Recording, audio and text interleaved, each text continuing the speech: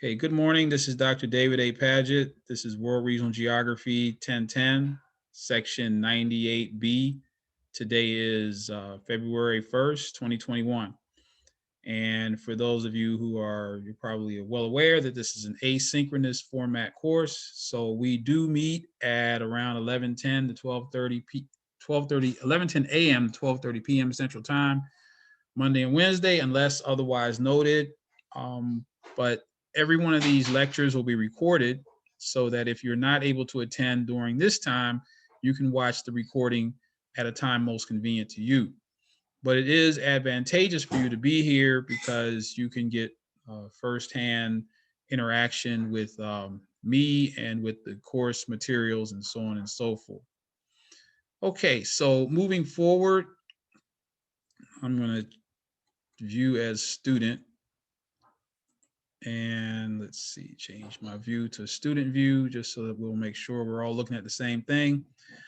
So again, each week you should visit, or not each week, I'm sorry, each day you should visit the course calendar because it can change at any time. You know that we are in uncertain, unpredictable times right now, and so things can change fairly rapidly and frequently and in short notice. So just be aware of the fact that you do have some assignments due today.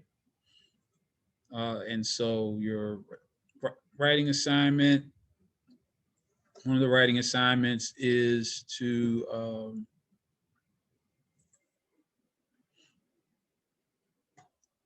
is your what is geography writing assignment. Let me get to the Dropbox.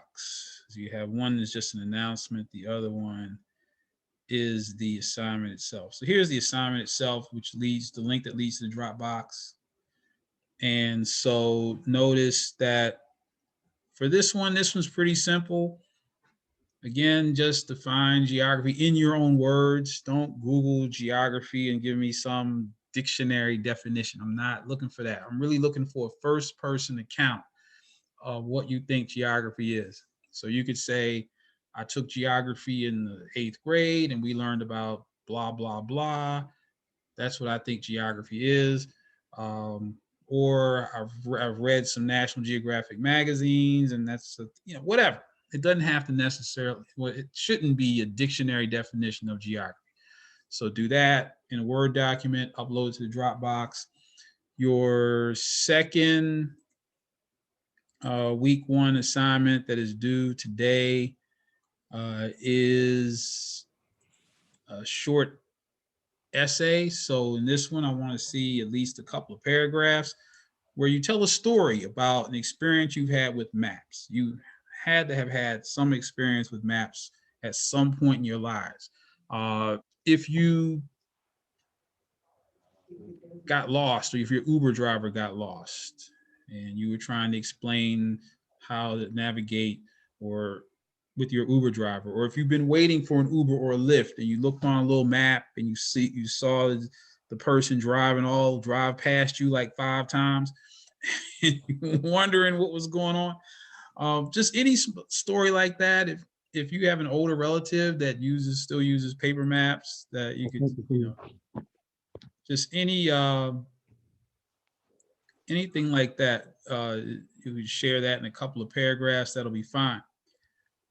So at this point, I should share with you a very pertinent part of the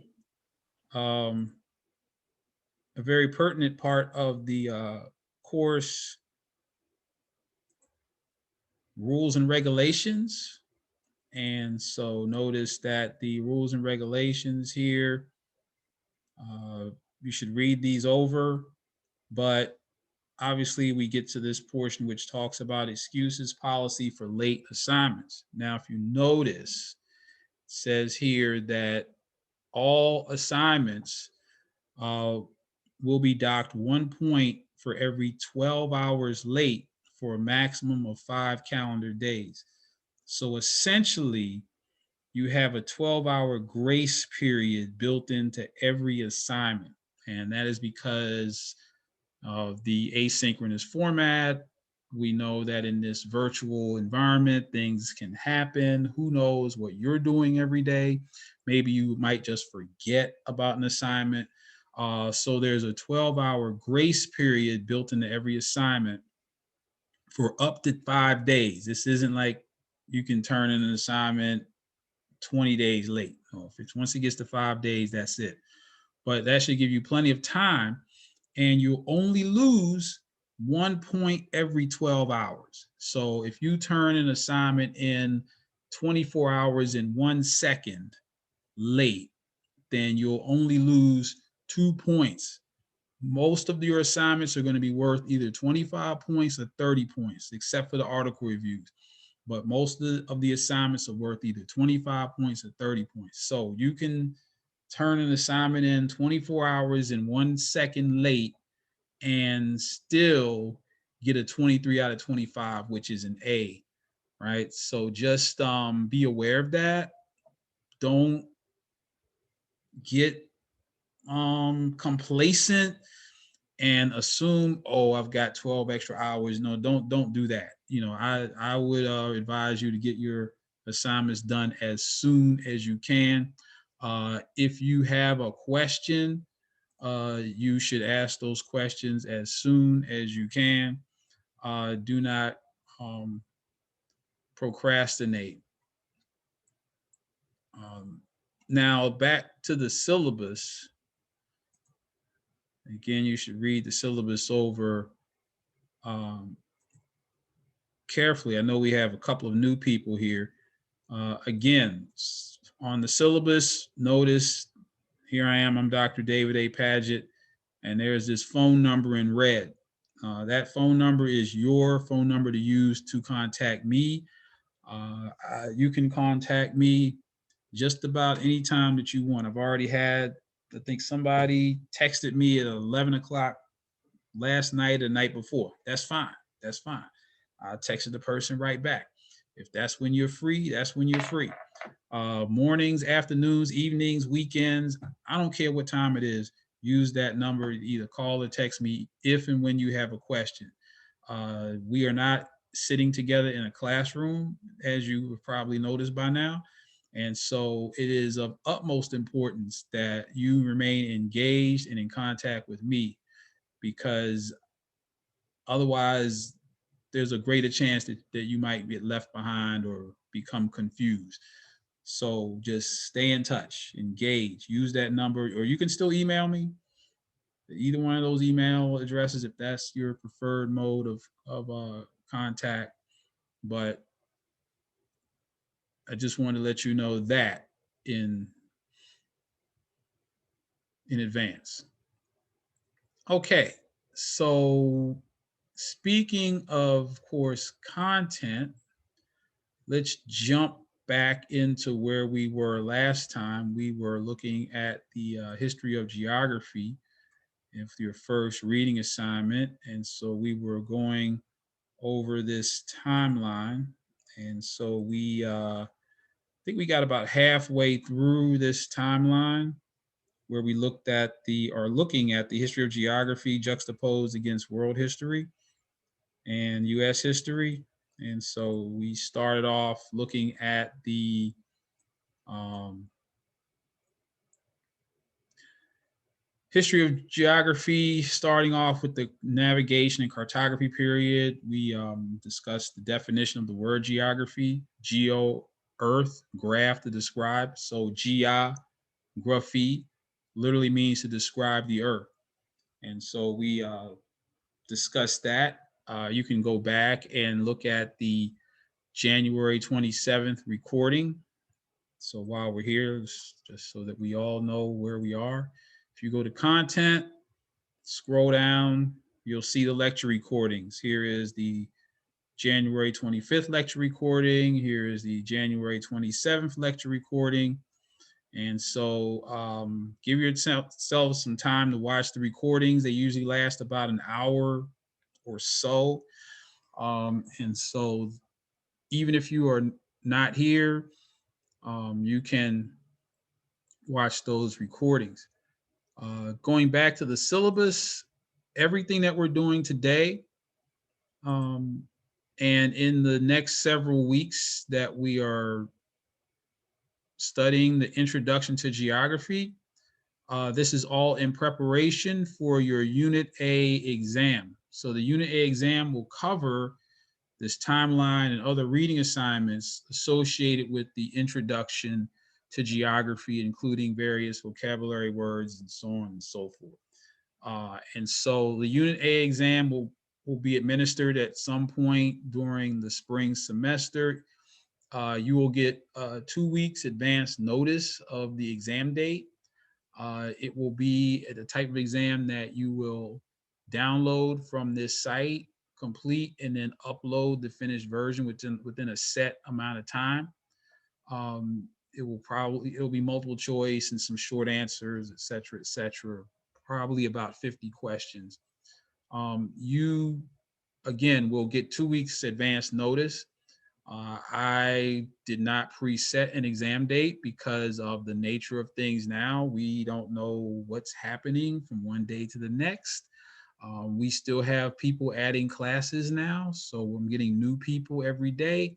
And so when we are ready for the exam, I want everybody to be at the same place and on the same page before that exam is administered. So just look out for that. It'll be announced in class, obviously, and on the course schedule, it being Unit Exam A. Okay, so this timeline that we're looking at is part of the preparation for that exam. So pay close attention to what we have discussed here. When we left off last time, I might actually get to ask a question since we have so many people here who were actually here last time. So last time I left off talking about the environmental determinism theory. Can anybody just in one sentence or two tell me what is the environmental determinism theory? What is it? Anybody?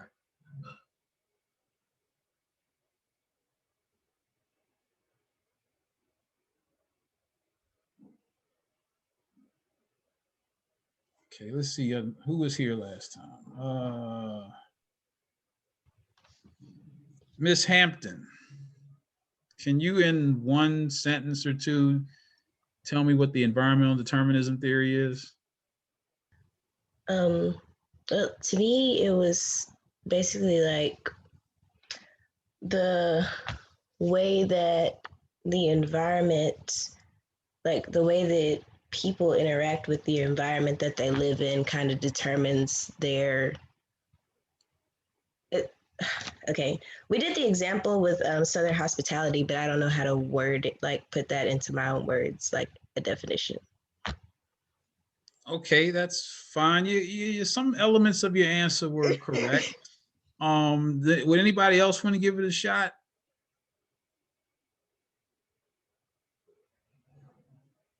Let's see. I think. Let's see. Where's the first line? That's Hampton. Let's see. Jillian Mullins, you were here last time. Can you give me a brief definition of what the environmental determinism theory is? Was it like when people, well, some people would think that superiority meant a lot, like from where they were, depending on where they originated or where they were superior than others or more intelligent? Yeah, kind of, sort of. That's close. Well, really, well, as Hampton said, the environmental determinism theory basically says that the environment, the physical environment, air, land, water, in which human groups evolve or have evolved over time, determines specific characteristics about those human groups.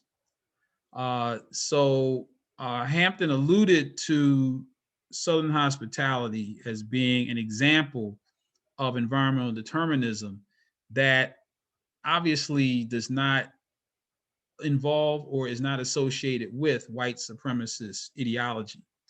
Um, there was another really simple one that I gave that's an example of environmental determinism. Can anybody remember what that first example was that was like really simple and obvious?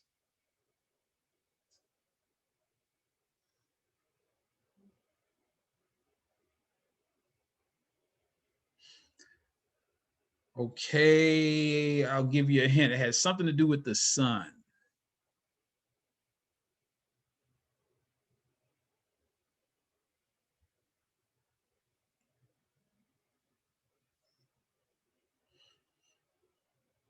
Okay, it has something to do with the sun and skin tone.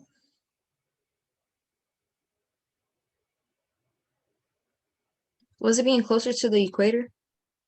Okay, yeah, you're getting there. And what about being closer into the equator?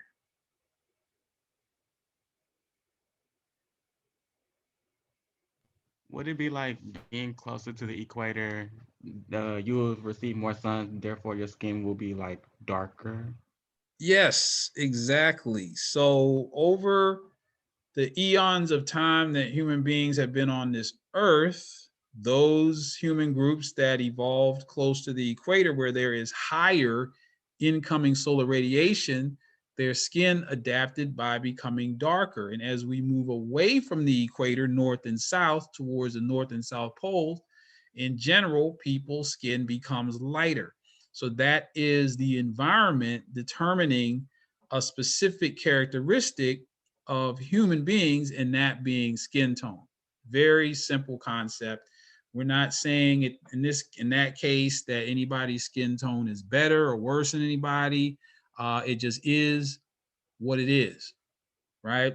Now, I think Mullins alluded to the white supremacist ideology that came through the environmental determinism theory and its early applications, where, yes, there were a lot of geographers who used the environmental determinism theory to promote white supremacist ideas when they started to say that because, say, for instance, Europeans evolved in a certain environment, that these Europeans were superior to the other races. That's what some people did. They used the environmental determinism theory to advance white supremacist ideology.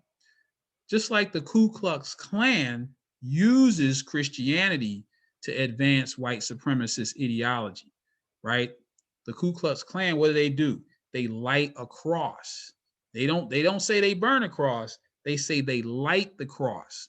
If you were to ask Ku Klux Klan members who they are, they will tell you that they are a Christian organization. They will quote you chapter and verse about why whites are superior. But some of you in here are probably Christians. Sure, you don't belong to the Klan or advocate their ideology of white supremacy, but that organization is using Christianity as a way to advance their racist beliefs.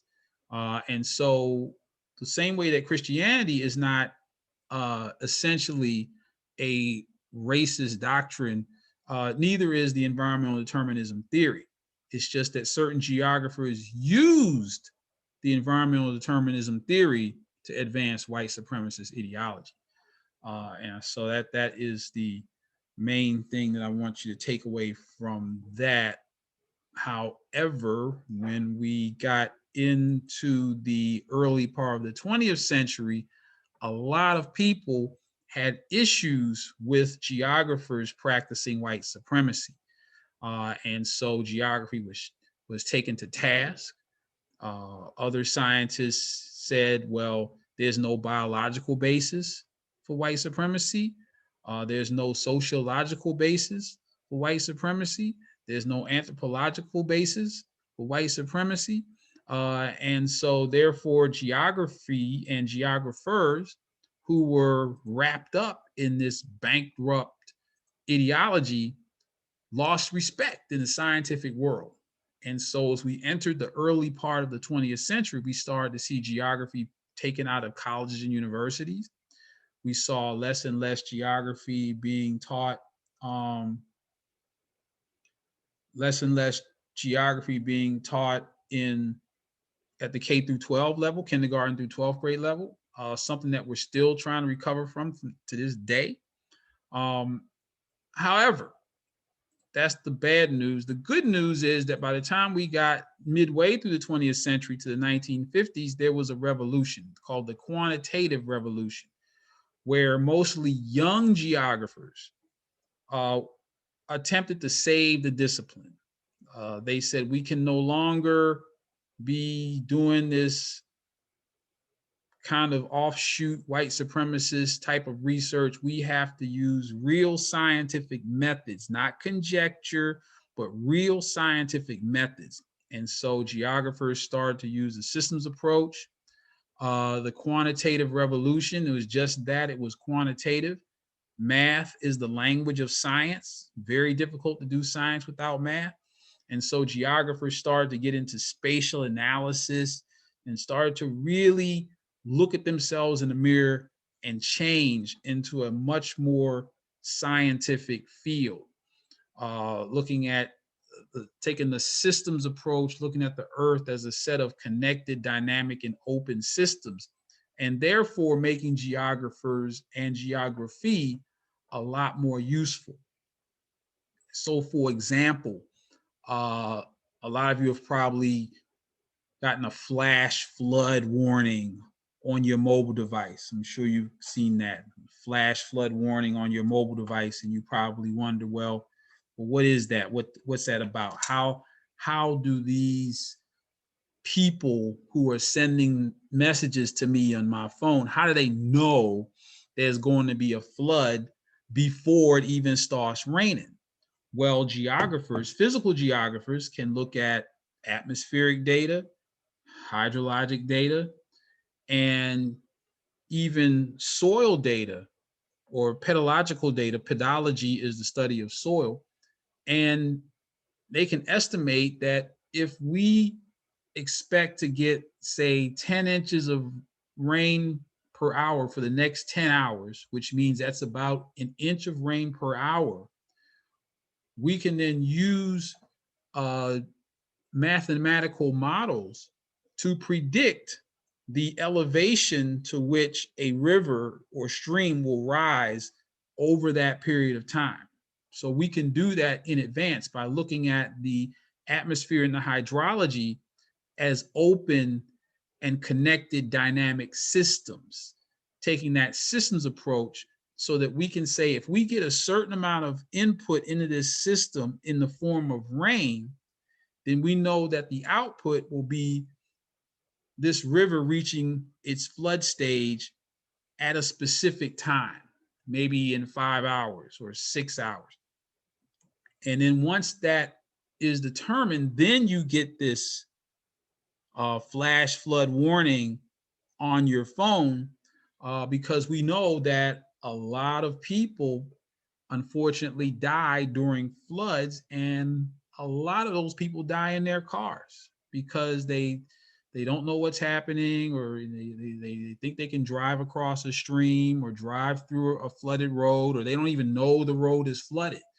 You know, if you're driving along at night and all of a sudden you run into water covering a road, you might not have time to get out of your car. The next thing you know, you and unfortunately maybe your family gets swept downstream somewhere. And so those flash flood warnings, again, come about by using geographic information from a systems approach. And obviously, if it's a model, a mathematical model of the hydrologic system, then there's math involved in there. So that's what geographers started to do, started in the 1950s, and it made geographers a lot more useful. We can do flood forecasting, weather forecasting. We can look at soils and learn how to grow more food. We can look at different ways of predicting where tornadoes are going to happen and the intensity. So geographers started to become a lot more useful beginning in the 1950s.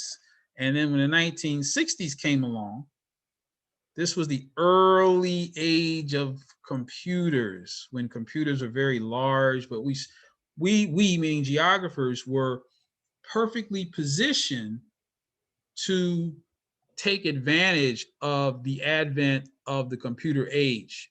And this is when we started to see the very beginnings of geographic information systems, otherwise known as GIS. And so you all, beginning very soon, will begin to use this GIS technology hands-on in a series of exercises, one that's going to come very soon. We might start working on it on Wednesday. We'll see. And so, so that's one thing. The computer age really gave rise to geographic information systems. And then the environmental movement of the 1960s provided even more opportunities for geographers. So what was the environmental movement of the 1960s? The environmental movement was a grassroots movement, meaning it wasn't a government movement. These were just people in the streets, literally.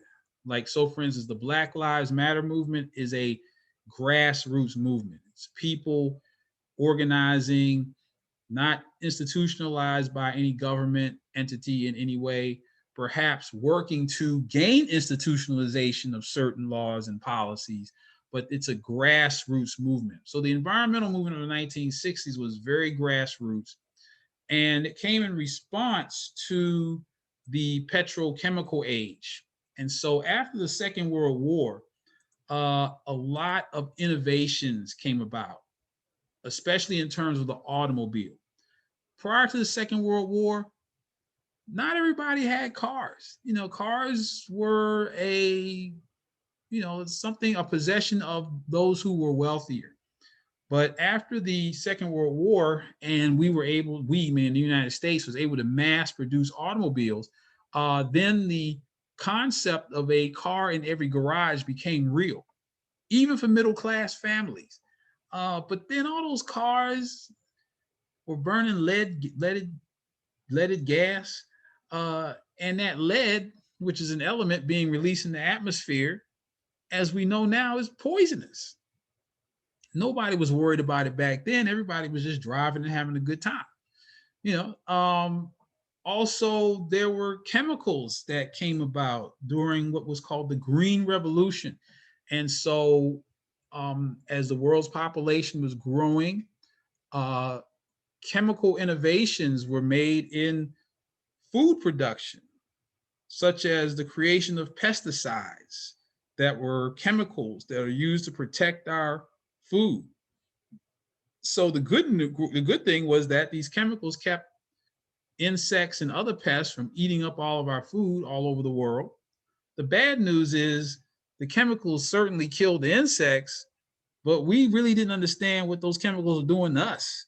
So you're ingesting food with these chemicals. The chemicals are everywhere. The chemicals are in the air, in the water, in the land.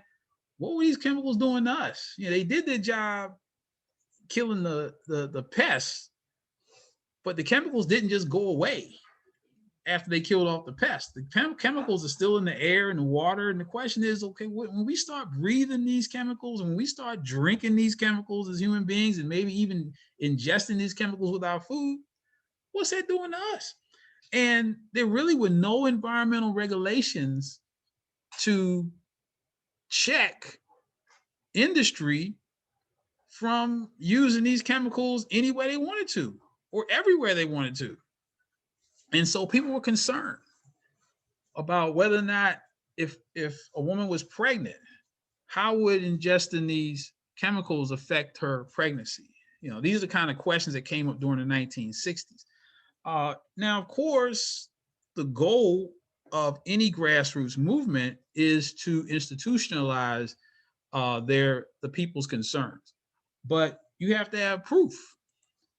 I mean, people couldn't just say the air is dirty, we need to clean the air. Well, there has to be scientific proof that the dirty air is causing harm. And so that opportunity for research in air quality, water quality, land and soil contamination, gave geographers a lot of opportunities in the 1960s. So we started to see at the college and university level where researchers are or were, we started to see geography come back, and really we started to see a more, I guess, a more progressive application of the earth science tradition of geography and the human land tradition of geography. So if you remember, the earth science tradition is where geographers study the physical systems of the earth, the atmosphere, the hydrosphere, the lithosphere, and the biosphere. And then the human land tradition is where geographers study the impact of humans upon the land and the impact of the earth upon human beings.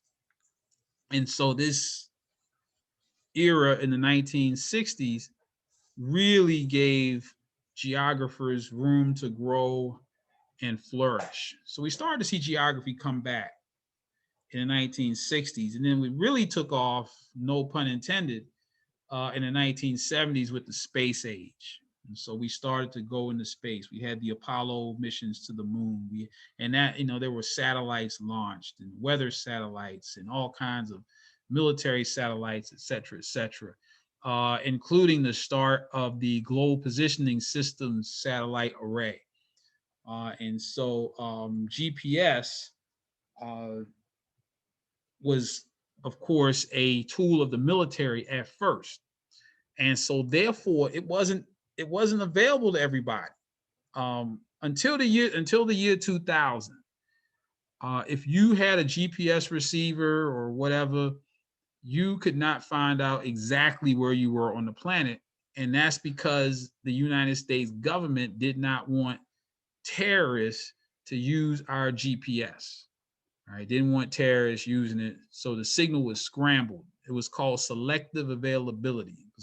That was called selective availability, when the military scrambled the GPS signal so that terrorists couldn't use it.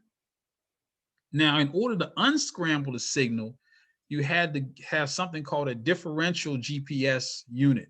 A differential GPS unit cost about $10,000. Any good terrorist has $10,000. That's nothing. So the military really wasn't preventing terrorists from using global positioning systems. The only people who really couldn't use it were the people who paid for it, which were the taxpayers of the United States. And so in the year 2000, in recognition of that, and also in recognition of the potential, the economic potential for GPS to develop an entirely new sector of the economy, the selective availability was turned off. So in the year 2000, they stopped scrambling the signal, and that gave rise to businesses such as Uber. Uber could not exist without GPS. It's all based upon getting you from one absolute location to another absolute location. Absolute location is latitude and longitude. Any position on Earth defined by latitude and longitude. That's absolute location. That's all Uber does. But the last time I checked, the valuation of that company, why don't we let's see if I can do this. Let me see here. Let me just look this up very quickly just to give you an idea. So remember, this is a company that has come about entirely because of GPS. And this is just one company. Let's see, Uber. This might have gone down because of the COVID. Uber valuation 2020. So the company's valuation is $75 billion. That's with a B, billion. That's how much Uber is worth. And Uber only, I don't even think Uber's 10 years old. And now it's worth $75 billion. Now, just to put that into perspective, okay? If you had $1 billion, right? If you had 1 billion, not 75 billion, if you had $1 billion, okay, and you had to spend $500,000 every week, you had to spend exactly $500,000 every week, it would take you 40 years to spend $1 billion at a pace of $500,000 a week. That's how much $1 billion is. Uber is worth $75 billion. A company that is very few years old, that is based entirely upon an application of global positioning systems, right? And that's just one company that has come about during this new age where we have technology-driven applications as we go from the 1970s to the present. And so now we have these businesses have grown into probably trillion-dollar ventures by now, but at absolutely multi-billion-dollar ventures in the short period of time from 1970 to now. About 50 years, you had this entire industry grow out of principles that are based in geography. Global positioning systems, GPS, geographic information systems, GIS, and then remote sensing. Remote sensing is when we observe the Earth from a distance. And so remote sensing, for example, and you've all seen this. I talked about flood warnings. Here's weather radar. And so you've seen these images on your phone of weather patterns, tornadoes, maybe even later on here's a hurricane, or a weather radar image of a hurricane. All of these innovations are part of a booming industry or economic sector now that again is based in geographic principles. And so now geography is very significant from a technological standpoint, and we'll get into that even more later on. However, as exciting as technology is, as glamorous as it is, and we all know about technology is everywhere. Everybody's talking about STEM, science, technology, engineering, and math. However, the area studies tradition of geography is still of utmost importance. And so the area studies tradition of geography is probably the tradition that you're most familiar with. You've probably at some point read a National Geographic magazine. And speaking of this particular National Geographic, this is the cover story is about the Clotilda. The Clotilda was the last known ship that illegally transported Africans to the United States. It was in 1860. Trafficking Africans was illegal, even though it obviously slavery was still in place in this country, but it was illegal to transport Africans here. The pirates who kidnapped Africans from Benin were caught, and they dropped off the Africans, about 110 of them, in Mobile, Alabama, in a place now known as Africatown. And so these Africans built a civilization right there, and they moved around, but the ship disappeared. The pirates tried to sink the ship, the Clotilda. Well, the Clotilda was found about a little over a year ago or so. And so we now have this. This is the reason that this made the front page of National Geographic, is that we have people alive today who are the direct ancestors of people who came over here on a ship. So the ancestors of the original Africans who came over here on the Clotilda can literally say, well, my great great grandfather was on this ship and he came from Benin, West Africa, or in some cases they even know the village, okay, because that oral history was passed down. Of course, this is the first day of Black History Month, so we get a little bit of Black history moments here. And while we're on the so that is that area of studies traditional geography, studying different regions, different places, is very important. But most of you all are pretty familiar with that. But it's very important, even though it's not technologically based, perhaps. As we are engaged in this global economy now, and a global communications, a lot of you just don't appreciate global communication. You can send a tweet right now. You can make a post to your Instagram page right now. And in seconds, people all over the world can see it. Seconds. Whereas not even 40 years ago, if you wanted people all over the world to read your thoughts, it would take years. You'd have to type it up on a typewriter, then have somebody publish it, then get it into a library or a bookstore, and then it would take years.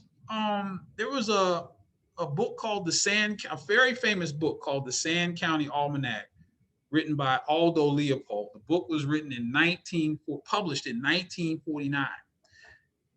That book didn't reach global appeal until 20 years later. It took 20 years for that book to have global appeal. But now you can connect to somebody on the other side of the world in seconds, even if that person just likes your picture. That's an instantaneous global connection. You all probably don't appreciate it because you've always been able to do this, but it hadn't always been this way. And so because now the world is smaller, because so much has changed in the last 50 years. So for example, 50 years ago, China was isolated. China was really only dealing with China. And now China has perhaps, if not the world's largest economy, at a minimum, the second largest to the United States. Right? This is a country that wasn't even on the radar, no pun intended, 50 years ago. And now they're just dominant world leader in terms of economic economy and commerce. Just about everything you use or buy, especially if it's electronics, is made in China. All this stuff's made in China. The televisions, these phones you're on, your computers. This is from a country that wasn't even in the picture technologically 50 years ago. So a lot has changed. And when you start to think about yourselves and your post graduation plans, you might think, well, I'm going to graduate from Tennessee State University and I'm just going to go back to New Haven, Connecticut, or I'm going to go back to Knoxville or Cincinnati, and that's what I'm going to do when I graduate. You don't know that. The way the world is now, you might end up, you might start out in Knoxville, and the next thing you know, whoever you're working for sends you to Korea for a year. I mean, my former students are all over the world. I have a student now that's in Japan. She's been in Japan for 2 years. She's a engineering major. Her company sent her to Japan. That could happen to you. And so this is the world that we live in today. So it's much more important that we make ourselves aware of different cultures, different economic systems, different ways of looking at the world, because you might be there. If you're, as Rogers said, she's an English major, but one of the major moves that people are making is going to teach English somewhere.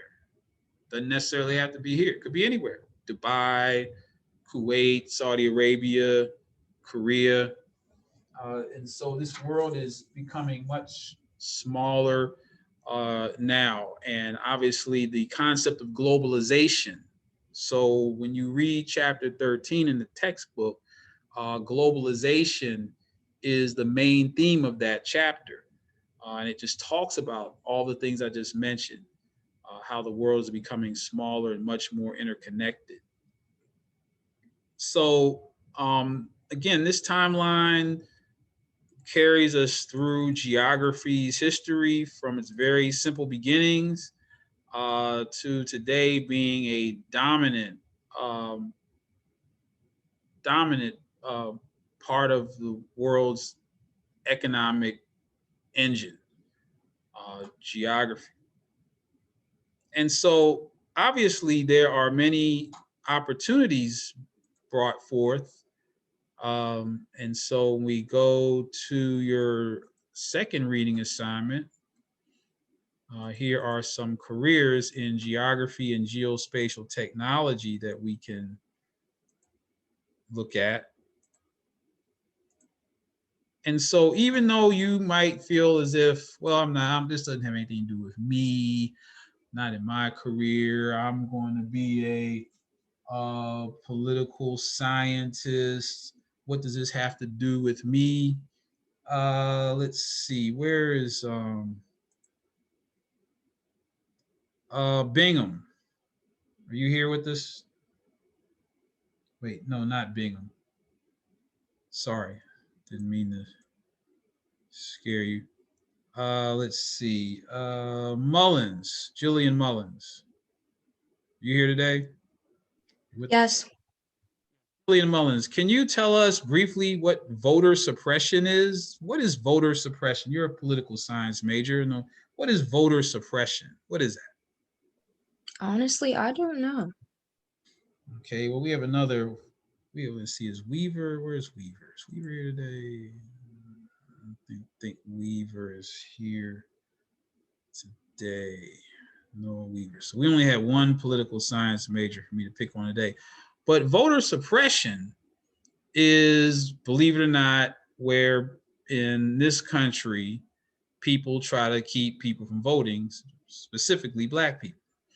And so one of the ways that voter suppression is done is by using, see, we have voter suppression map 2020. And so if I go to images, there are all kinds of maps that show how voter suppression works. Or if I go to voting district maps, that'll probably give us a better example. So these voting district maps are actually drawn by political representatives, state representatives, congressional representatives, and so on and so forth. And so these lines are not drawn arbitrarily. There are decisions made by people who are in office about where you can vote. And so depending upon the demographics, remember demography is the study of population. Depending upon the demography of your voting district and the population density, it is possible for politicians to use geographic information system software to literally eliminate certain people from being able to choose whomever they want to represent them in the state legislature or even in Congress by drawing these maps a certain way. Sometimes it's called gerrymandering. And so, again, you might think that, well, I'm political science and this geography stuff doesn't have anything to do with me. It absolutely does if you're interested in voter suppression or how to eliminate voter suppression. But if you look at places like Georgia and North Carolina and Wisconsin and Pennsylvania, fooling around with these voting district lines is how they effectively eliminated millions of Black people's ability to vote. Now, if you want some kind of documentation, this is Black History Month after all, so, and we're at a HBCU, so shouldn't be surprised by any of this. But there's a film called After Selma. There's a documentary called After Selma. And after Selma, it's called after Selma because it's about the Voting Rights Act of 1965. And of course, Selma was, you had the Selma to Montgomery March, and we know about the Edmund Pettus Bridge and all that history, John Lewis, et cetera, et cetera. But this documentary is specifically about voter suppression and how geography was used in many states to prevent African Americans from voting. And the voter suppression efforts really picked up after President Obama was elected. Once President Obama was elected, there were certain people that weren't real happy about that and said, we'll never again let this happen. So how do we do that? We're going to suppress African Americans from voting. But watch this documentary, especially if you happen to be a political science major. If you can get Amazon Prime, or if you can somehow get it, or anybody, even if you are not a political science major, if you were just interested in Blacks' right to vote, and we're not talking about 1965, we're talking about right now. This is happening and been happening right now. And so it was really miraculous what happened in Georgia this past election, that people on the ground working at the grassroots level were able to look at maps and figure out where are these pockets of people that we can get to vote, so that we can get these 2 senators from Georgia to be Democratic, or how we can get this state, which has traditionally been a red state, to go blue for Biden Harris. All that is steeped in geography, all of that. And this film is a very good illustration of that. Like I said, Black History Month, shouldn't be surprised. So no matter what your career goal or plan, there's something for you in geography and GIS, no matter what it is. So I'm just going to look at a few career options in the next few minutes. Now, all of you use or probably use Google Maps or some form of navigation. Those maps have to be updated. So there's actually a career, or at least a job, where people called 21st century cartographers, at least in this article, that's what they're called, but they are cartographers, and they are updating these maps in real time, or as close to real time as possible. And so we know that, or I know that you've used Google Maps and thought you were going to a restaurant, and you got there and that restaurant is a Walgreens, and you're like, wait a minute, this can't be right. And that's because the map in Google Maps hadn't been updated. So a map is essentially a snapshot in time, at that moment in time, right? The world keeps moving after the map is made, even a Google map. But here we have people whose job it is to keep those maps current. And, especially now with all, I think they said 100,000 restaurants closed, have closed since the pandemic, 100,000. Okay. So your favorite restaurant may or may not be there now. And so that those changes have to be updated using these maps. And I guess in more critical situations, the regional 911 emergency maps, the 911 maps have to be updated. So every municipality, city, state has a 911 map that includes as closely as possible the most recent road network. Okay, there are housing subdivisions and new homes and new places being constructed all the time, constantly, faster than they can perhaps be put on a map. And in some cases, what has happened is people move into a new house. It's brand new. It hasn't been added to the 911 map. And then they have some kind of emergency. They call 911 and the operator can't find the person, whether they on a landline phone or a cell phone, because they're not on a 911 map. And so those 911 maps have to be constantly updated so that tragic situation doesn't happen. But it has happened. I mean, there are many instances where people call 911, operator says, "What's your address? I don't see you. I don't know where you are." And the 911 operator doesn't necessarily know the whole city, right? So that they can't say, "Oh, I know where that is." No, they might not have any idea of where that call is coming from, especially if it's a new street. And so this is a very important vocation, is updating these maps. Here's an advertisement for that kind of a job. So these opportunities are out there. Here's a local company, Forcex. It was founded by a retired military pilot, and so he created a company called Forcex, and they produce maps for the military. So he retired, Joseph Calabrese. He retired from the military at Fort Campbell up the road here in Clarksville, or near Clarksville. He started his company in 2004, and this article was written around 2013. So this is less than 10 years. In less than 10 years, his company was producing $30 million in annual revenue, just doing mapping for the military, right? So this is how critical this technology is today, especially to the military.